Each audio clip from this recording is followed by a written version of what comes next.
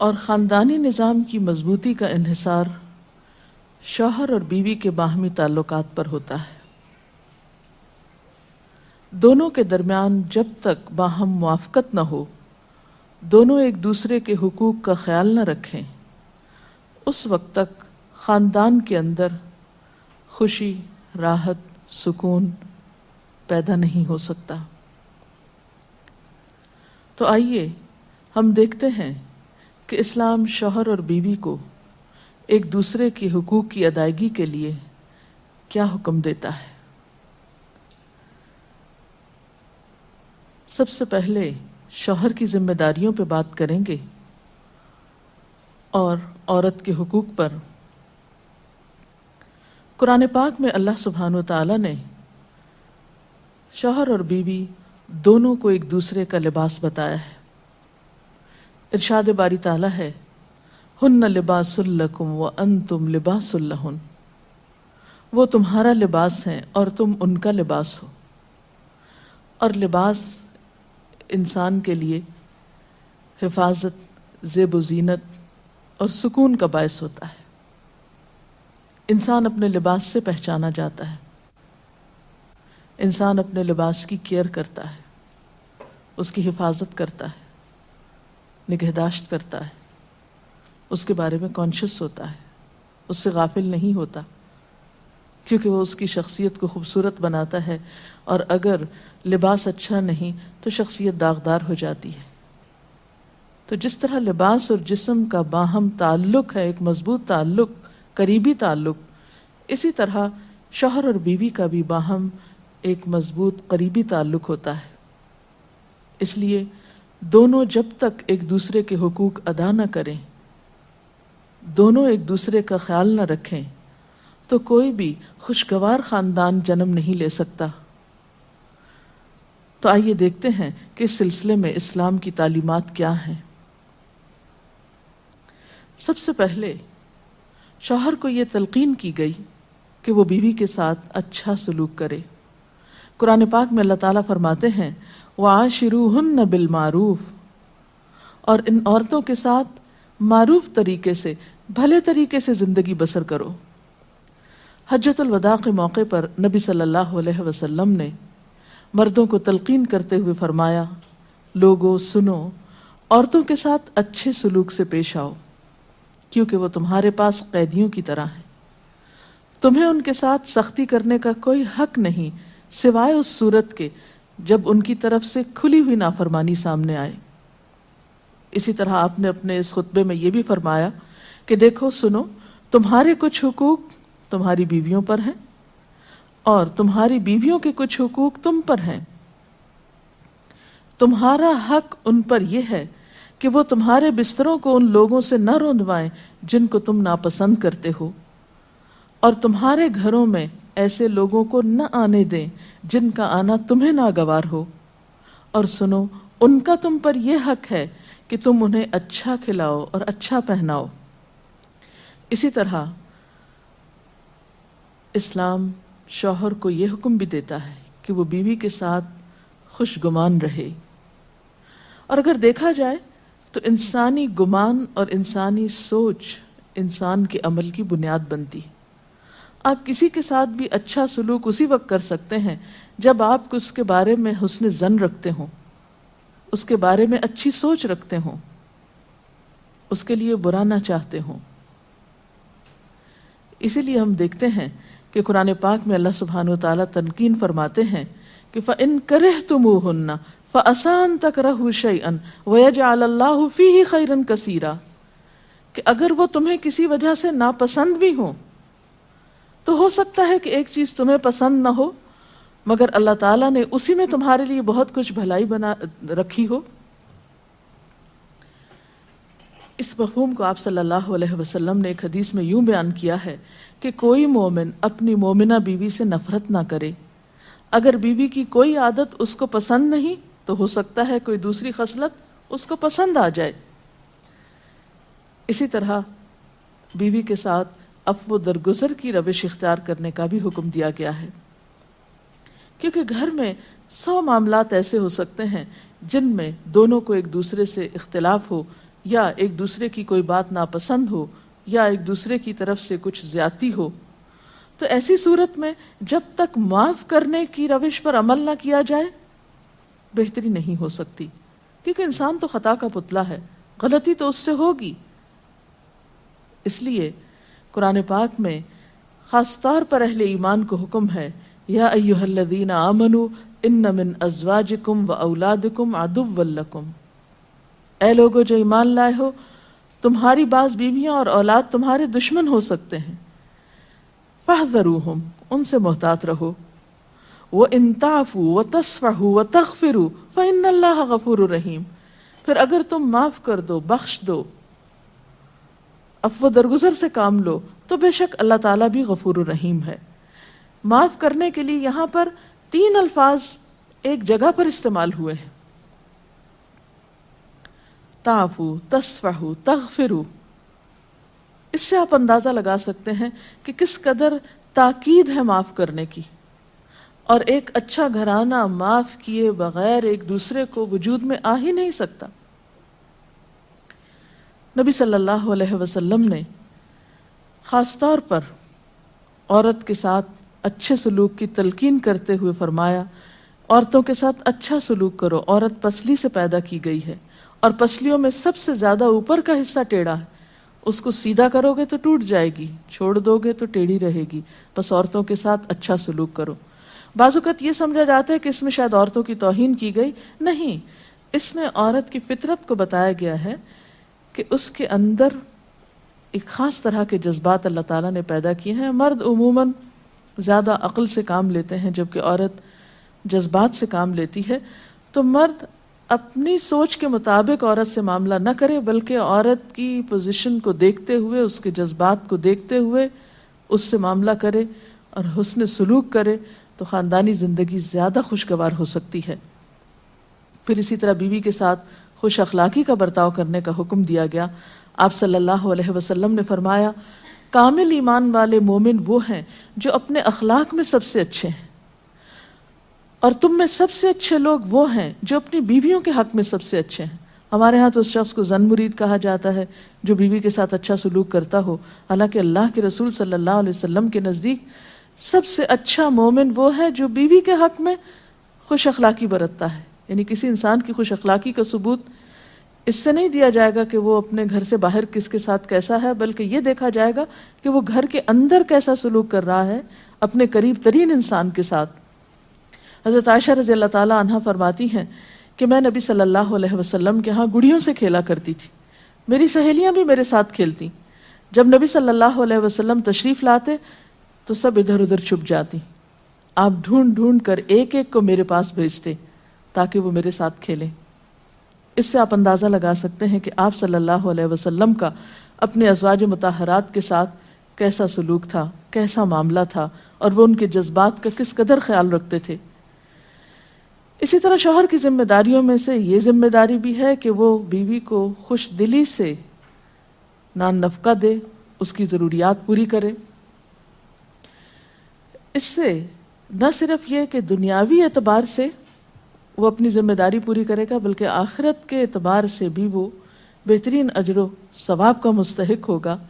نبی صلی اللہ علیہ وسلم نے فرمایا، 1 دینار وہ ہے جو تم نے اللہ کی راہ میں خرچ کیا، ایک وہ ہے جو تم نے کسی غلام کو آزاد کرنے میں خرچ کیا، ایک وہ ہے جو تم نے کسی فقیر کو صدقے میں دیا، اور ایک وہ ہے جو تم نے اپنے گھر والوں کو صدقے میں دیا، یعنی اپنی بیوی کو کھلایا، اس کی ضروریات پوری کرنے پہ لگایا۔ ان میں سب سے زیادہ اجر و ثواب اس دینار کے خرچ کرنے کا ہے جو تم نے اپنے گھر والوں پہ خرچ کیا۔ وہ لقمہ جو شوہر اپنی بیوی کو کھلاتا ہے وہ شوہر کے حق میں صدقہ لکھا جاتا ہے، یعنی فریضے کی ادائیگی تو اپنی جگہ، لیکن اس کا خرچ کرنا اس کے لیے باعث ثواب ہے اس مد میں۔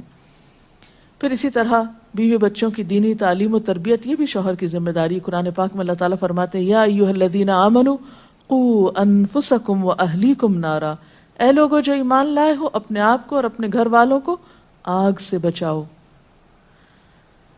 قرآن پاک میں نبی صلی اللہ علیہ وسلم کے ذریعے امت کو حکم دیا گیا ہے، وَأْمُرْ أَهْلَكَ بِالصَّلَاةِ وَاصْطَبِرْ عَلَيْهَا، کہ اپنے گھر والوں کو نماز کا حکم دو اور خود بھی اس کی پابندی کرو۔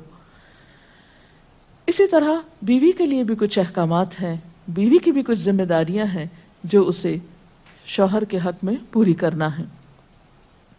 پہلی ذمہ داری یہ کہ بیوی خوشی کے ساتھ شوہر کی اطاعت کرے۔ قرآن پاک میں نیک عورتوں کی صفت یہ بتائی گئی ہے، فالصالحات قانتات، نیک عورتیں فرما بردار ہوتی ہیں، ایک طرف اللہ کی اطاعت گزار اور دوسری طرف شوہر کی اطاعت گزار۔ شوہر کی اطاعت کے بارے میں ایک حدیث میں آتا ہے، آپ صلی اللہ علیہ وسلم نے فرمایا، دو قسم کے لوگ ایسے ہیں کہ جن کی نمازیں ان کے سروں سے اوپر نہیں جاتی، ایک وہ غلام جو اپنے آقا سے بھاگ جائے جب تک کہ واپس نہ آئے، اور دوسرے وہ بیوی جو اپنے شوہر کی نافرمانی کرے جب تک کہ نافرمانی سے باز نہ آ جائے۔ یہاں تک حکم ہے کہ بیوی شوہر کے معاملے میں کسی دوسرے کی بات نہ مانے، یعنی شادی کے بعد ایک عورت جب شوہر کے گھر چلی جاتی ہے تو پھر شوہر کا حق سب سے بڑا ہو جاتا ہے۔ بعض اوقات ہمارے معاشرے میں ایک طرف شوہر کچھ کہتا ہے، دوسری طرف والدین کچھ کہتے ہیں، تیسری طرف کسی اور کا مشورہ کچھ ہوتا ہے، عورت بیچاری بیچ میں پس جاتی ہے۔ ایسے موقع پر عورت کے لیے کیا لازم ہے، اس کی پرائرٹی کیا ہوگی کہ وہ اپنے شوہر کی بات مانے۔ عورت کی دوسری بڑی ذمہ داری اپنی آبرو اور عزت و عصمت کی حفاظت ہے۔ عورت کوئی ایسا کام نہ کرے جس سے اس کی عفت و عصمت پر کچھ حرف آئے۔ ازدواجی زندگی کی خوشی کا راز باہم ایک دوسرے پر اعتماد ہے۔ اگر کوئی بھی ایسا کام عورت کرتی ہے جس سے شوہر کے دل میں شک ہو جاتا ہے، اعتماد ختم ہو جاتا ہے، تو اس سے ازدواجی زندگی کی خوشیاں ختم ہو جاتی ہیں۔ یہ اعتماد بے حد ضروری ہے، اور اس کے لیے اپنی عزت عصمت کی خصوصی حفاظت۔ نبی صلی اللہ علیہ وسلم نے فرمایا، عورت جب 5 وقت کی نماز پڑھے، اپنی آبرو کی حفاظت کرے، اپنے شوہر کی فرما بردار رہے، تو وہ جنت کے جس دروازے سے چاہے داخل ہو جائے۔ اسی لیے شوہر کی اجازت اور مرضی کے بغیر گھر سے بھی نہیں نکلنا چاہیے۔ حضرت معاذ بن جبل کہتے ہیں کہ نبی صلی اللہ علیہ وسلم نے فرمایا، خدا پر ایمان رکھنے والی عورت کے لیے جائز نہیں کہ وہ اپنے شوہر کے گھر میں کسی ایسے کو آنے دے جس کا آنا شوہر کو پسند نہ ہو، اور ویسی صورت میں گھر سے نکلے جب اس کا نکلنا شوہر کو پسند نہ ہو۔ اطاعت کے علاوہ شوہر کو خوش رکھنا یہ بھی بے حد ضروری ہے۔ نبی صلی اللہ علیہ وسلم نے فرمایا، جس عورت نے اس حال میں انتقال کیا کہ اس کا شوہر اس سے خوش تھا تو وہ جنت میں داخل ہوگی۔ اور عموماً کسی کی خوشی کے لیے انسان اپنے جذبات کی قربانی دیتا ہے، بعض اوقات اپنی سوچ کی قربانی دیتا ہے، بعض اوقات اپنے کسی اور راحت و آرام کی قربانی دیتا ہے۔ تو ایک عورت جب اپنے شوہر کو خوش کرتی ہے تو جواباً اس کے لیے خوشی پلٹتی ہے۔ اس لیے گھریلو زندگی کی خوشی کا انحصار اسی بات پر ہے کہ دونوں ایک دوسرے کے لیے قربانی کے جذبات رکھتے ہوں، ایک دوسرے کے لیے رحمت اور ایک دوسرے کے لیے مودت کا ذریعہ ہوں، جیسا کہ قرآن پاک میں شادی کا مقصد ہی یہ بتایا گیا کہ دونوں کے درمیان باہم مودت اور رحمت کے جذبات ہوں، ایک دوسرے کے لیے سکون کا باعث ہوں، تاکہ انسانی زندگی بہترین طریقے پر رواں دواں رہے۔ اسی طرح شوہر سے محبت کا اظہار کرنا، اس کے ساتھ وفادار رہنا، اس کا احسان ماننا، یہ بھی بے حد ضروری ہے۔ حضرت اسماء کہتی ہیں کہ ایک بار نبی صلی اللہ علیہ وسلم میرے پاس سے گزرے، میں اپنی سہیلیوں کے ساتھ تھی، آپ نے ہمیں سلام کیا اور ارشاد فرمایا، تم پر جن کا احسان ہے ان کی ناشکری سے بچو۔ تم میں سے ایک اپنے ماں باپ کے گھر کافی دنوں تک بن بیاہی بیٹھی رہتی ہے، پھر اللہ تعالیٰ اس کو شوہر عطا کرتا ہے، اولاد دیتا ہے، اور ان سارے احسانات کے باوجود اگر کبھی کسی بات پہ شوہر سے ناراض ہوتی ہے تو کہہ اٹھتی ہے، میں نے تو کبھی تمہاری طرف سے کوئی بھلائی دیکھی ہی نہیں۔ تو یہ جملہ ناشکری کا جملہ ہے جو عورت کو نہیں بولنا چاہیے۔ قیامت کے دن اللہ تعالیٰ اس عورت کی طرف نظر رحمت اٹھا کر نہیں دیکھے گا جو شوہر کی ناشکری ہوگی۔ اور آخری بات یہ کہ عورت کے اوپر لازم ہے کہ وہ اپنے گھر بار، مال و اسباب اور اپنی ذمہ داریوں میں شوہر کی مددگار رہے، شوہر کی وفادار رہے۔ آپ صلی اللہ علیہ وسلم نے فرمایا، قریش کی عورتیں کتنی اچھی عورتیں ہیں جو بچوں پہ بہت مہربان اور شوہر کے گھر بار کی حفاظت کرنے والی ہیں۔ آپ صلی اللہ علیہ وسلم نے ایک اچھی عورت کی خوبیاں بیان کرتے ہوئے فرمایا، مومن کے لیے خوف خدا کے بعد سب سے مفید اور باعث خیر نعمت نیک بیوی ہے۔ اور نیک بیوی کون؟ جب وہ شوہر اسے کسی کام کے لیے کہے تو خوشی سے کر دے، جب اس پہ نگاہ ڈالے تو اسے خوش کر دے، جب اس کے بھروسے پہ قسم کھائے تو وہ اس کی قسم پوری کر دے، جب وہ کہیں چلا جائے تو اس کے پیچھے اپنی عزت و آبرو کی حفاظت کرے، اور شوہر کے مال و اسباب کی اور ان سب چیزوں کی نگرانی میں شوہر کی خیر خواہ اور وفادار رہے، اور اس کے ساتھ ساتھ اپنی صفائی، زیبائش اور سلیقہ مندی کا بھی ثبوت دے۔ اس سلسلے میں اگر آپ کے ذہن میں مزید کچھ سوالات ہوں تو آپ کر سکتے ہیں۔ اگر والدین اور شوہر دونوں میں سے کسی ایک کی بات ماننے کا جیسے وقت ہو تو پھر کس کی بات پہلے مانی جائے گی؟ شادی کے بعد شوہر کی بات ماننا زیادہ ضروری ہے بنسبت کسی اور کے، کیونکہ واضح طور پر آتا ہے کہ عورت شوہر کے معاملے میں کسی دوسرے کی بات نہ مانے۔ اگر شوہر کوئی ایسا حکم دے جو کہ شریعت کے خلاف ہو تو کیا اس کا حکم ماننا چاہیے؟ شریعت دین کے خلاف؟ یہ تو ایک اصول ہے، لا طاعۃ لمخلوق فی معصیۃ الخالق، کہ کسی مخلوق کی یعنی کسی انسان کی اطاعت جائز ہی نہیں جہاں اللہ کی نافرمانی ہو رہی ہو۔ یہ تو ایک واضح اور طے شدہ بات ہے، اس لیے جہاں اطاعت کی بات ہوگی وہ معروف میں ہوگی، نیکی اور بھلائی کے کاموں میں ہوگی، شر میں اور برائی میں نہیں ہوگی۔ اگر کسی کا شوہر ناراض اس کا انتقال ہو جائے، وہ ناراض ہو اس کا انتقال ہو جائے، ایسی بیوی کیا کرے؟ بعد میں شوہر کے لیے دعا مغفرت کرے، اس کی طرف سے صدقہ خیرات کرے تو انشاءاللہ اللہ تعالیٰ معاف کرنے والا ہے۔ ڈاکٹر صاحبہ، اگر ایک پارٹنر اپنے حقوق، اپنے فرائض پورے کرتا ہے لیکن دوسرا جو ہے وہ نہیں کر رہا، تو اس صورت میں پھر کیا رویہ ہونا چاہیے؟ اس میں یہ کہ حسن سلوک کے ساتھ دوسرے شخص کو توجہ دلانی چاہیے کہ وہ اپنے حقوق پورے کرے، کیونکہ تالی دونوں ہاتھوں سے بجتی ہے۔